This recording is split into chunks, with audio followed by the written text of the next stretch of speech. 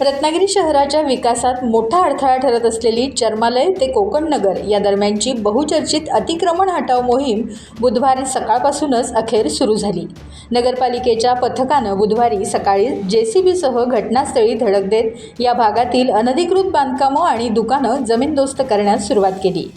यावेळी अनेक बांधकामं जमीनदोस्त करण्यात आली। चर्मालय ते कोकण नगर या वर्दळीच्या आणि मुख्य रस्त्याच्या दुतर्फा मोठ्या प्रमाणावर अनधिकृत दुकानं आणि पक्की बांधकामं उभी राहिली होती। या वाढत्या अतिक्रमणामुळे रस्त्याचं रुंदीकरण करण्याच्या प्रक्रियेत मोठ्या अडचणी येत होत्या। तसंच शहराच्या दृष्टीने अत्यंत महत्त्वाचं असणाऱ्या 11 kVच्या भूमिगत उच्चदाब विद्युत वाहिनी टाकण्याचं कामही याच अतिक्रमणामुळे अनेक दिवसापासून खोळंबलं होतं।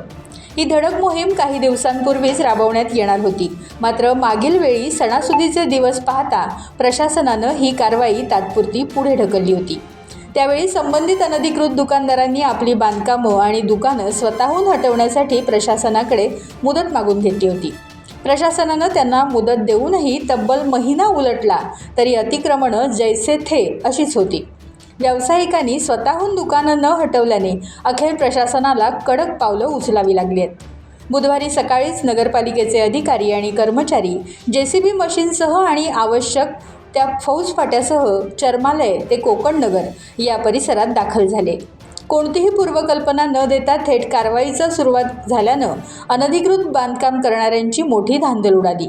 या धडक कारवाईमुळे आता 11 kV भूमिगत विद्युत वाहिनीचं प्रलंबित काम गतीनं होण्यास मदत होणार आहे आणि रस्ता रुंदीकरणाचा मार्गही कायमचा यामुळे मोकळा होणार आहे। टाइम्स डिजिटलला लाईक करा, शेअर करा, सबस्क्राईब करा आणि बेल आयकॉन दाबायला विसरू नका। Times digital.